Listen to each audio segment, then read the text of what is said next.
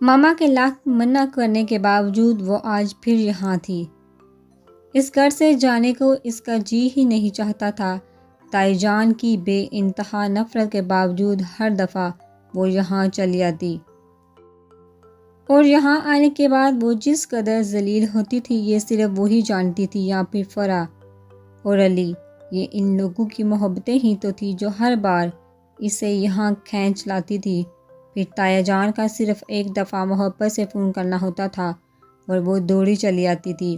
پچھلی ہر ذلت بھلا کر، ہر بات فراموش کر کے وہ پھر یہاں ہوتی تھی۔ کالج میں روز فرح سے ملاقات ہوتی تھی، سارا دن وہ اکٹھی ہی ہوتی تھی۔ ایک ہی سبجیکٹ تھا اس لیے دونوں کا ایک ساتھ پیریڈ ہوتا تھا۔ پھر دونوں ہی دوستی بھی تو مثالی تھی، اور گھر آ کر صرف چند گھنٹے آرام سے گزارتی تھی۔ ادھر فرح کا فون آیا نہیں، ادھر زرش بی بی نے گھر سے قدم نکالا نہیں۔ اس وقت بھی وہ علی اور فرح کو فون کرنے آئی تھی۔ ماما نے کتنا منع کیا تھا، غصے سے بھی پیار سے بھی سمجھایا تھا، اور پھر جب زرش کی آنکھوں میں آنسو مچل آئے تو انہوں نے خود ہی پچکار کر سمجھاتے ہوئے اسے جانے کی اجازت دے دی تھی۔ ڈرائیور کو اس نے باہر سے ہی چلتا کر دیا تھا، چوکیدار نے اس کے لیے دروازہ کھول دیا۔ لان میں فرح اور علی بیٹھے خوش گپوں میں مصروف تھے، اسے دیکھ کر دونوں کے چہرے کھل اٹھے تھے۔ شکر ہے تم آئی، تو میں تو اکیلے بیٹھ کر بور ہو رہی تھی، کسی چیز میں دل ہی نہیں لگ رہا تھا۔ فرح اسے دیکھ کر فوراً شروع ہو گئی تھی، وہ ہنس دی۔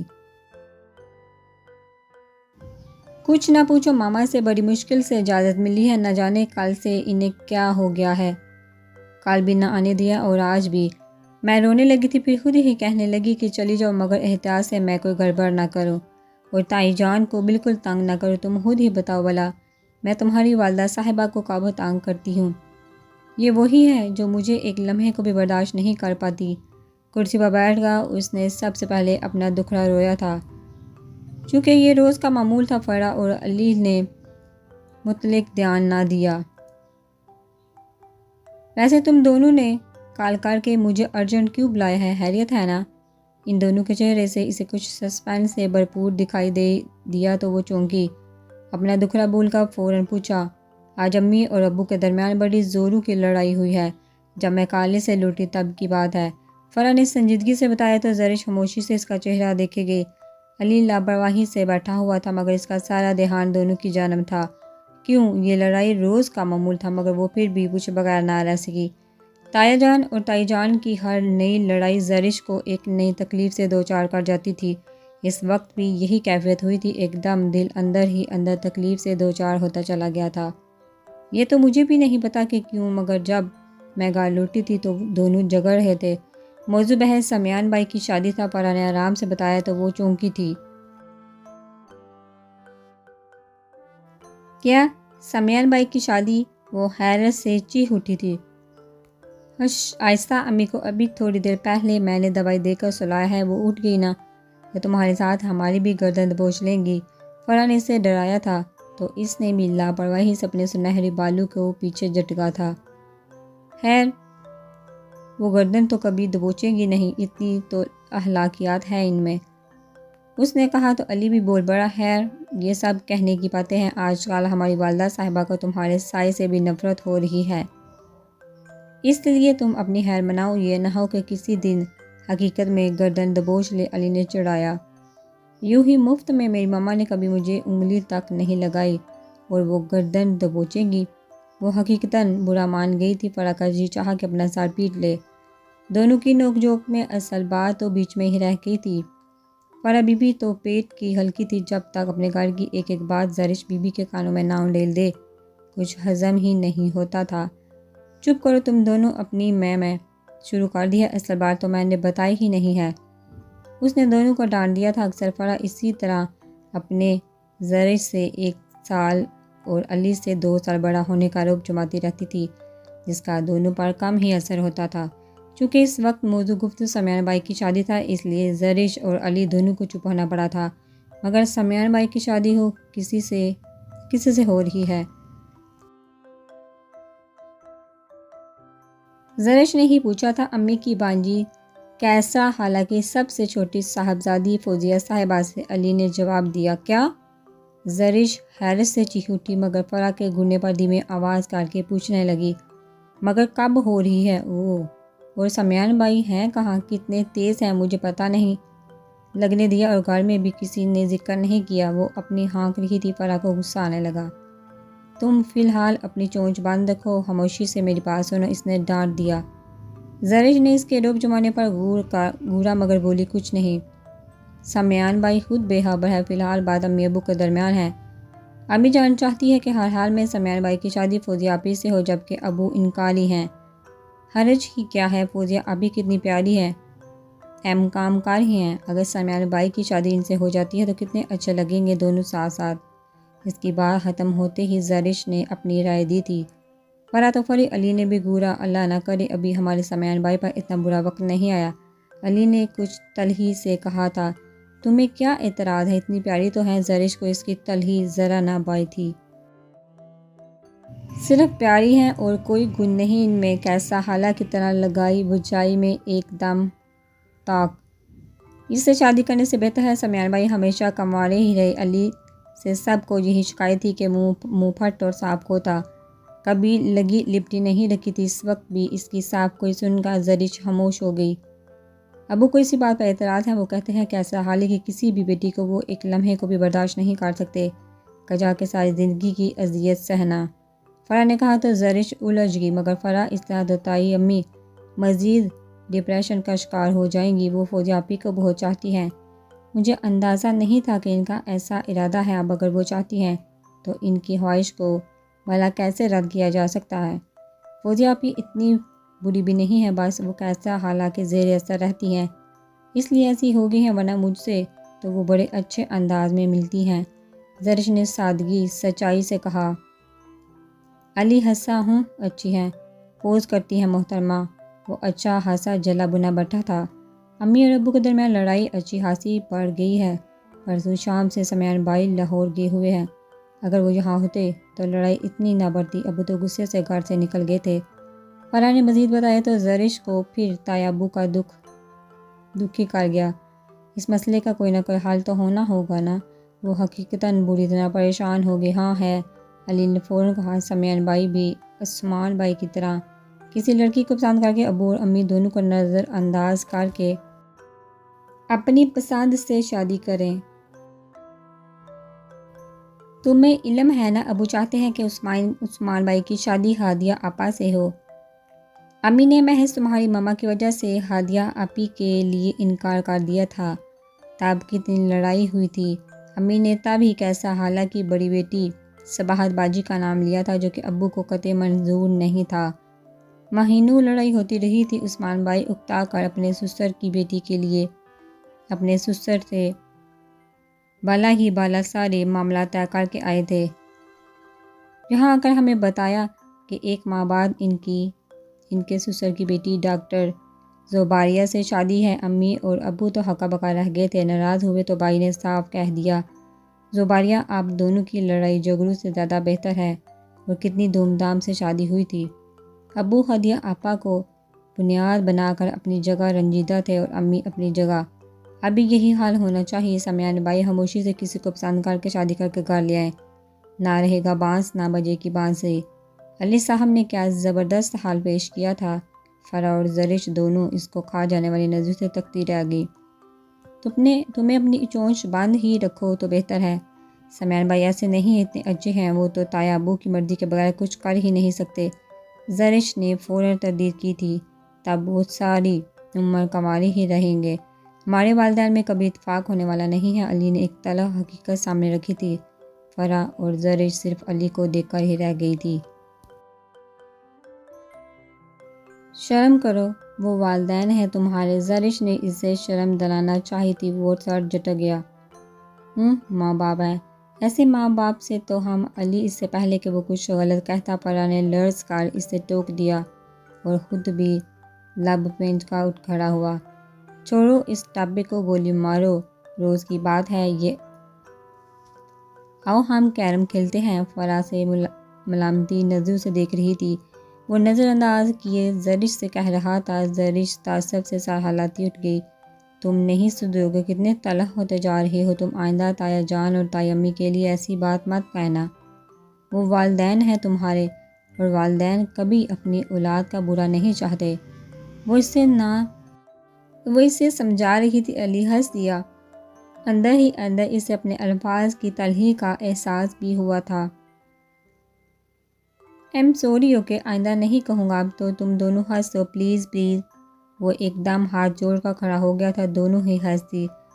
چلو اس خوشی میں کیرم کھیلتے ہیں۔ امی دوائی کھا کر سوئی ہیں، رات سے پہلے وہ اٹھیں گی نہیں۔ آج جی بھر کر موج کریں گے۔ وہ فوراً اپنی جون میں لوٹ آیا تھا۔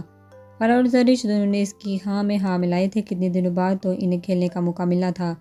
نویرہ جو کچن میں کھڑی مسالہ بھون رہی تھی، جب پیچھے سے بھابھی نورین نے آواز دی تھی، جی بھابھی، وہ فوراً پلٹی۔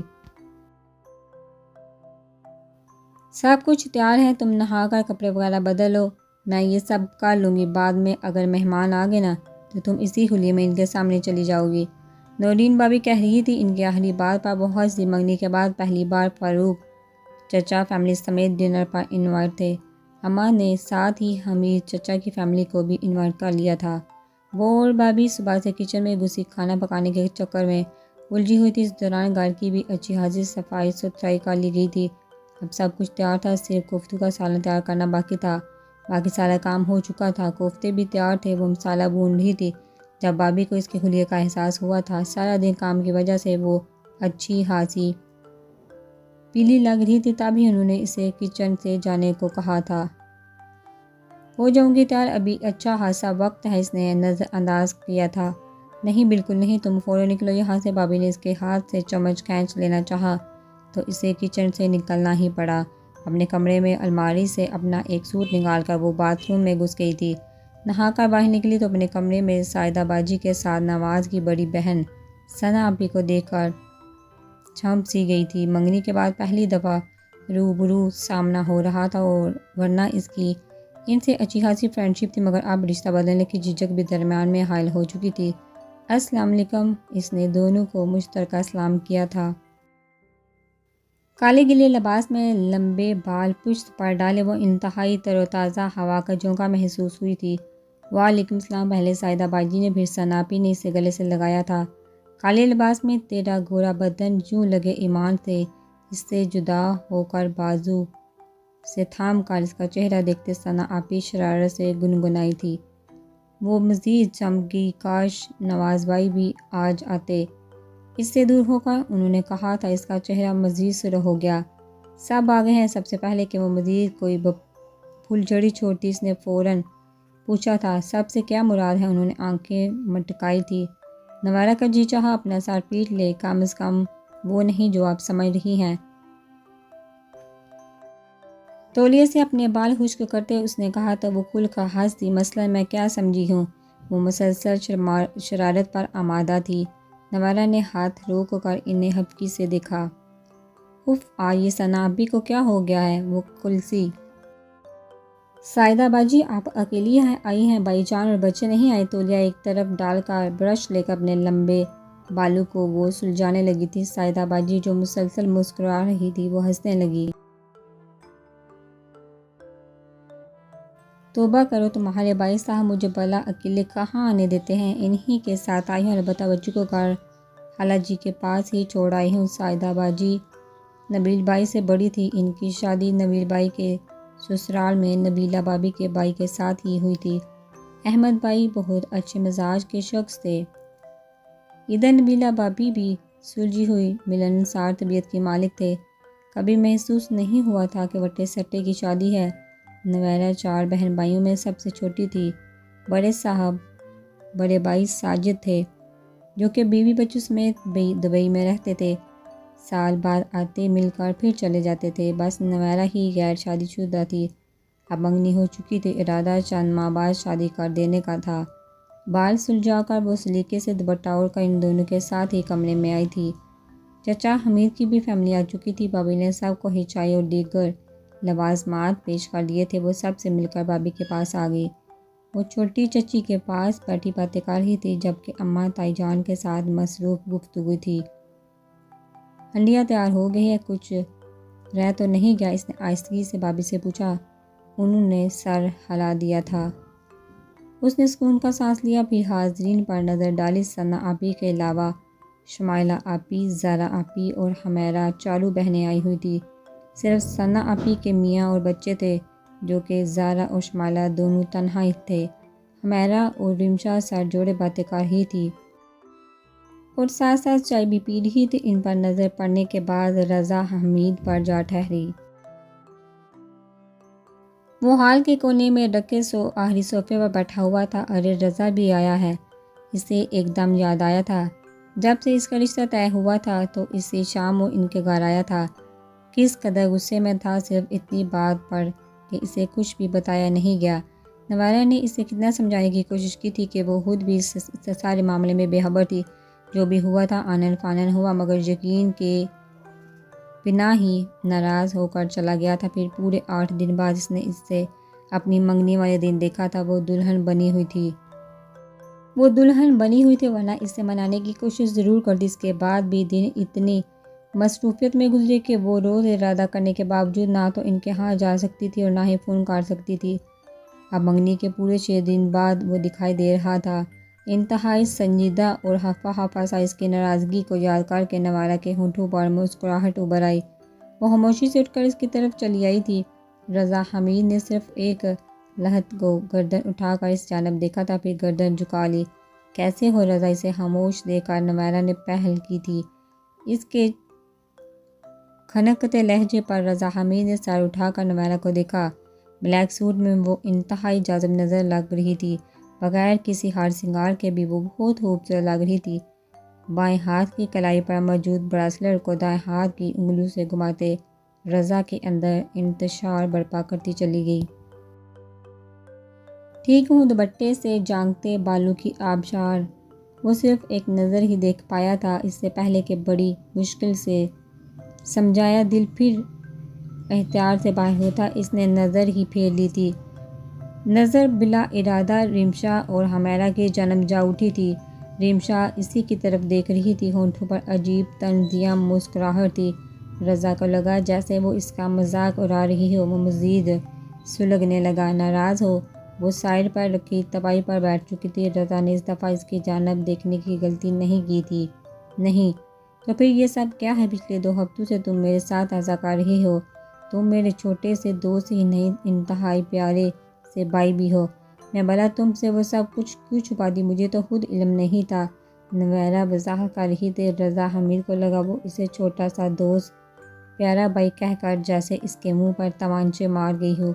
وہ تو ہمیشہ یہی سب کہتی تھی، مگر پہلے کبھی دل کو اتنی تکلیف نہیں ہوئی تھی۔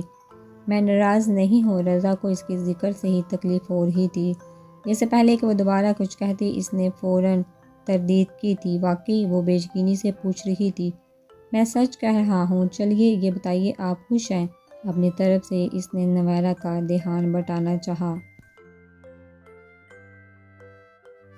یہ امی اور بھائیوں کا مشترکہ فیصلہ ہے، وہ خوش ہیں تو ظاہر ہے میں بھی خوش ہوں، اس نے صاف گوئی سے بتایا تھا۔ رضا حمید اس کے چہرے کو دیکھے گیا، کیا باتیں ہو رہی ہیں؟ شاید وہ کچھ اور بھی پوچھتا۔ رمشا حمیرہ کو لیے ادھر ہی آ گئی تھی۔ بظاہر بہت اپنائیت اور بے تکلفی سے اس نے نویرہ کو مخاطب کیا تھا، لیکن دیکھ رضا کر رہی تھی۔ رضا نے نظریں پھیر لی۔ وہ اچھی طرح سمجھ گیا تھا کہ وہ ان دونوں کو باتیں کرتا دیکھ کر جان بوجھ کر آئی ہے۔ اسے رضا سے مزید نفرت سی ہوئی۔ کچھ نہیں، رضا سے یوں ہی منگنی کی باتیں کر رہی تھی۔ وہ چپ سادھے بیٹھا ہوا تھا، نویرہ نے ہی بتایا